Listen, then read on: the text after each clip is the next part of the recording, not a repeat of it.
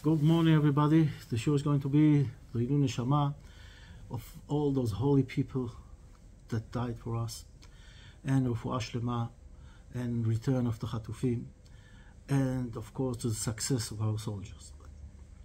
Parashat Shemot is starting a new book. But before we start a new book, Ele Shemot Bnei Israel, those are the names of the children of Israel that went down to Egypt. Ele Shiardu Mitzrayim. And it's giving us the name. There is a big importance to the names, but we're not going to go into this now. I want to talk about something else maybe. We are now in a very difficult time. And we look around and we ask ourselves, why does the world hate us so much? Now we're thinking about it on Shabbos. And I thought about it. You know, when we look on the world all around and what the Jewish nation gave to the world and what the other nations, we'll see something amazing. What the Jews, the Israelis, what the Jews contribute to the world is unbelievable things. It comes to all fields. If it's agriculture, if it's technology, if it's high-tech, we are on top of everything.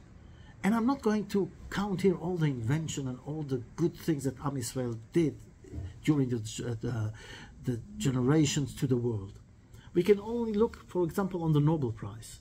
The percent of the Jews in the Nobel Prize comparing to the how many Jews are in the world. Unbelievable to see. It's like my father always used to say before the Holocaust. He says, you have to understand, the Jews were a minority in Germany, but they had most of the money from Germany. And this became an issue. The jealousy that was there. We know how Melech in Yitzchak says, Galdalta mimeni, you are too big for us, go away. And then he's coming to him and asking him to have a peace treaty because he knows that everything he got was because of Yitzchak. And the real truth is that everything that this world's got is because of Am Israel. So we can see it on the physical side, but it's also on the spiritual side. The Gemara says, if the Goyim would have known how important and what is happening in the temple that is helping the whole world, so is living from the temple, from the sacrifices being brought in the temple, they would come and build the temple by themselves. Unfortunately, that's not the picture. We hope that it will come very soon. But why? Why do they hate us? We already said it. Look, for example, talking about the Muslims and Am Israel. Look at the Hamas. Look at all those extremists, all those terrorists. What did they give to the world? What did they give to the world? That we have to be checked out every place that we go? You cannot go on a plane without hundreds of checks in. Because of who? Because of the Jews? Or because of the terrorists? Or because of the Muslims? And then what did they give to the world? War? Cruelty? What did the Am Israel give to the world? Unbelievable thing. And this is pure jealousy. That's why they hate us, the world. Because they know the truth. We are Am Segula. The Kodesh Baruch Hu chosen us from everybody. We are the leaders of the world. That's the real truth. We have to lead the world to see the light. And here we have to understand that there is a story about the Khatam Sofer, that there was a guy in the community that he was always getting into him, like starting with him. And he didn't know what. And one day he said to him, you know what, I found out the reason. A few years ago, I helped him with something. And this, if you think about it, people don't want to owe anything. What do you mean? My honor is that I do everything.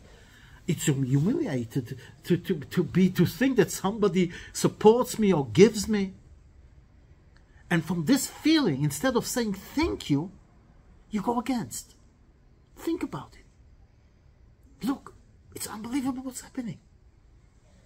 But if we understand and realize, like before I said something in Shul about from Ten Chelkeinu, that we look at the world And Am Yisrael asking in the desert, where is God? And then Vayamu Amalek, and Amalek comes. And it's a very interesting point. Some of us see the world and believe today also that God created the world. But, you know, the way things are looking, it's God created the world and He went away. He left us to deal with all the things. There is no Ashgacha Pratit. He's not looking at each one of us as an individual and He is controlling every point. It's not His deal. And we see things happening with no reason. So, okay, the world itself has got or is organized, and of course it didn't come from nowhere. God created it. But all the other stuff that's happening, you see somebody one day is rich, the other day is poor, and you see things they're doing, and you know it should be this result, and something on the opposite happens. We were sitting quietly, and suddenly what happened to us? Is God behind this? Is God behind the Holocaust? So people who think like this look at the world through Amalek. This is Amalek, Mikre. It's just happened. It's not from God. It's happened. It's a Mikre. And those people, even if they see a miracle, they will find a reason to explain that it's not exactly a miracle. But those who believe, they can see the miracle. They can see that God is there. You just have to look with straight eyes and see the truth and understand that everything is from God. This week I went to do Nichum Avelim, Mishpachat Grinklik. On this Yom Kippur, we were davening together in Ostrovsky in Ra'anana, where they have a minyan for Klal Yisrael, for everybody. Now, religious, not religious, and a lot of non-religious people, they come to daven on Yom Kippur together with us.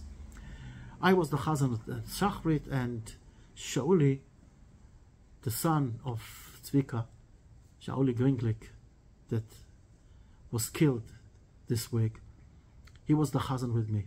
He was also, if you don't know, he was singing in the next star or whatever it is. He was the Chazan of Musaf, and I was explaining the prayer and the Siddur to all those who came to pray.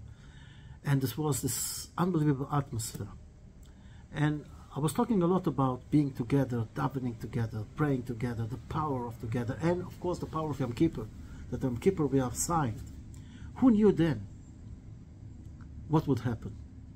Who knew then that Shauli was the Chazan, is going to give his life for us? And we have to understand, when Shauli gave his life, he gave his life for us. Who knows how many people had to be killed instead of him? But he was the kapara for us. He gave his life for us.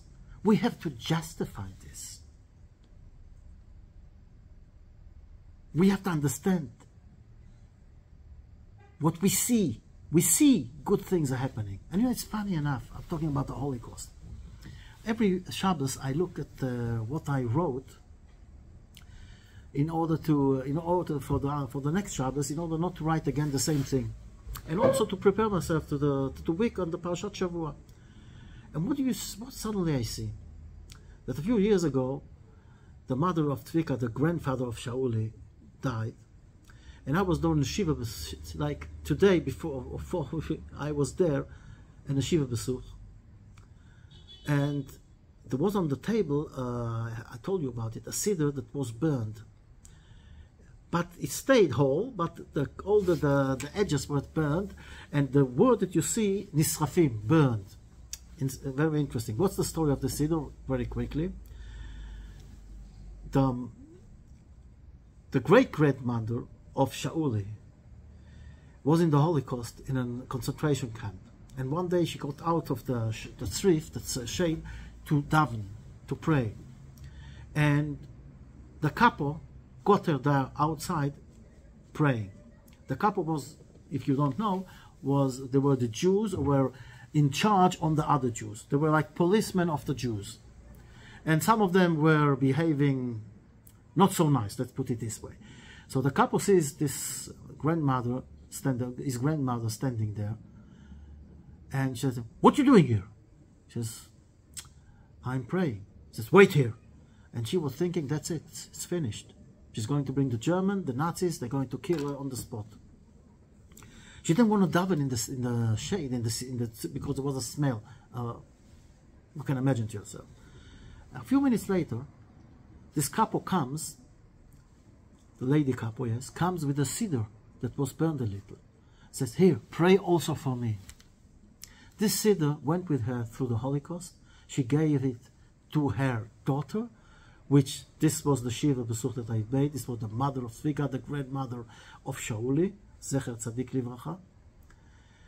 And in this cedar, you see it was burned, and when you look at it, you see the word Nisrafim, is burned, from one of the, I think from the Yom Kippur prayer or whatever.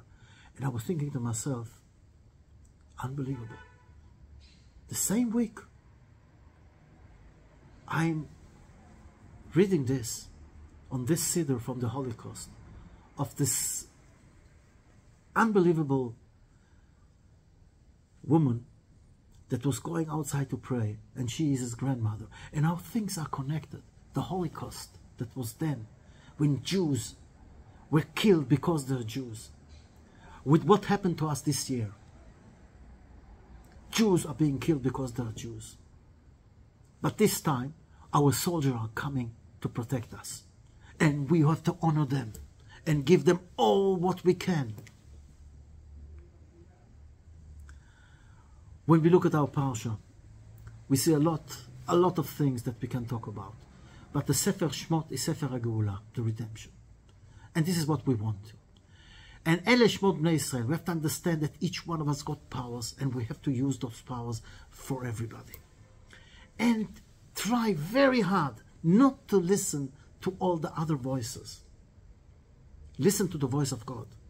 Understand there is no accident, there is no things happening just like this. Everything is from God. And God wants only the good for us. He wants us to try to behave. They say that Moshe Rabbeinu saw the burning bush. And there are a lot of things to learn from this burning bush.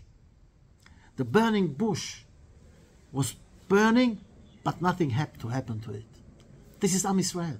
Whatever they try to do us, to burn us, to kill us, they will not succeed, because Am Yisrael Chai forever. This is the burning bush showing Moshe Rabbeinu. Doesn't matter what's going to happen. They'll try to burn us, to kill us, to finish us. It won't help them. You see, look at the burning bush. And there are a lot of explanation about this burning bush. They said the burning bush had thorns that go inside. In other words, you can put your hand in, but you cannot take it out because it's going to stab you.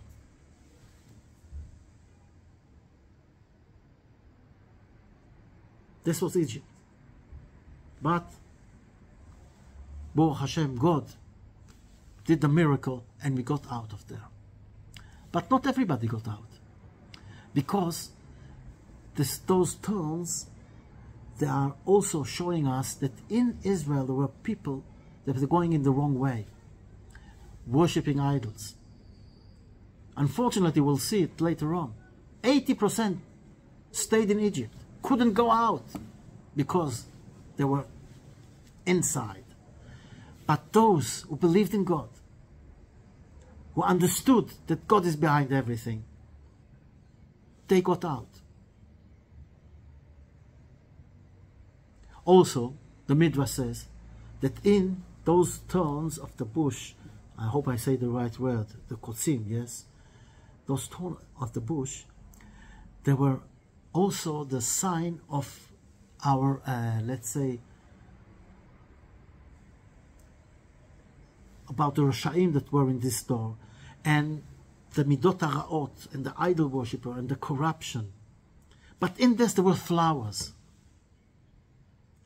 So even if it looks like dark, and there is no way out, remember the burning bush.